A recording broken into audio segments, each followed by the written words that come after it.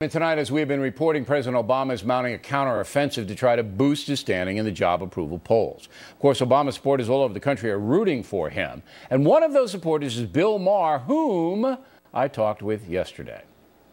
So, Maher, why do you think President Obama is having so much trouble in the job approval polls? I mean, what's driving him down? Well, first of all, he's not having that much trouble historically. He's about where Clinton and Reagan were, a little higher than where they were in their first administration. But it's partly the fault of the opposition. There's a lot of disinformation out there. I'm not saying where it comes from. And the lion's share of the fault goes to the Democrats. They do not brag about their accomplishments. But there's something more in play here, I think. And I just wondered if you had noticed anything about the president's presentation or the way he goes about his job that you might point to. Well, obviously people think he's a little bloodless. I happen to like that in the president. I like a president who uses his brain and not his faith or his heart or his gut, as the former president did. I kind of like that in our president. But, you know, again, they don't brag about their accomplishments. And when you downplay the economy, all of the dissatisfaction with him is about the economy. And, of course, a lot of it is racially.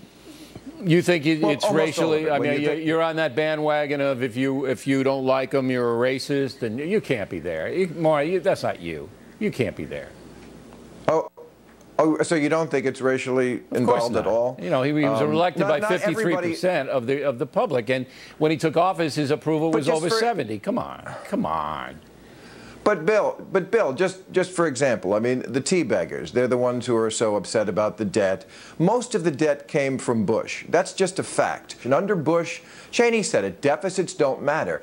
Nobody was angry about the deficit when it was President Bush. Look, President Obama has spent more money. They didn't know about it. No, they didn't. It wasn't a big issue as it is now. He's the biggest spending president in the history of the republic, Maher. You got to know that, man. Of course he. Of course. Well, first of all, that's not a true statement. He's not the biggest spender. Bush was the biggest spender. No, Obama's budget is bigger than Bush's budget. Most of the money that has been sent has been trying to dig us out of the hole that Bush put us in. We're running up $1 trillion of debt. We got Obamacare is going to add more to that.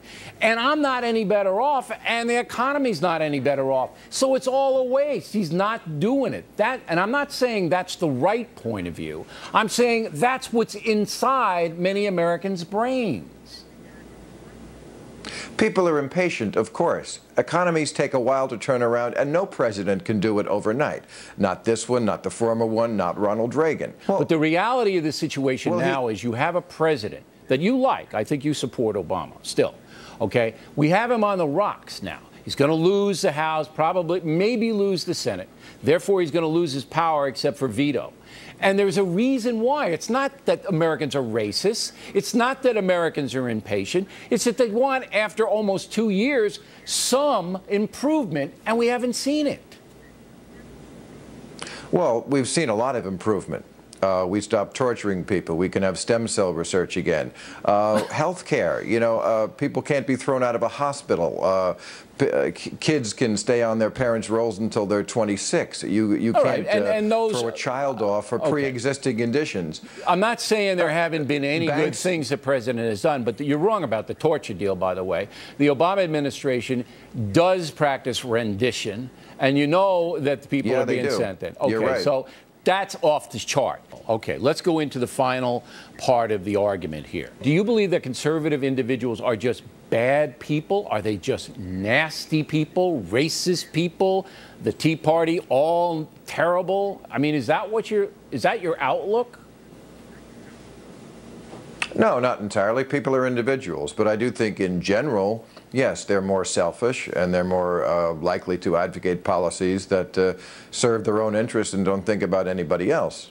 You were, when I first met you and you're doing the ABC show, not nearly as liberal as you are today.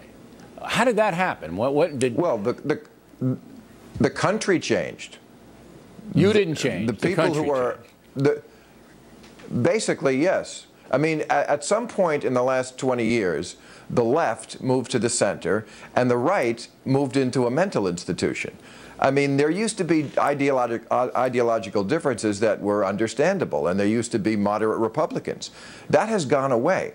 I mean, the Republican Party now is just a bunch of religious lunatics, flat earthers, and Civil War reenactors. So I don't think it was me who changed so much. All right. So you're in with the all-American crew like Michael Moore and these guys who just love their country. And look, if you can't see the extremism on both sides, I'm flabbergasted. There really isn't extremism on both sides. That's a canard. There isn't. There's extremism no extremism on the right. There's not that much extreme. There is some, but nothing to talk about. Not really. There's no movement like the Tea Party movement. All right. There are no people saying we should get rid of. Move on. The Daily Coast. Those people, they're just normal kind of people. And yeah, they are normal kind of people. All right. Why, you think liberals are not normal people? I didn't say liberals. That's a far left crew.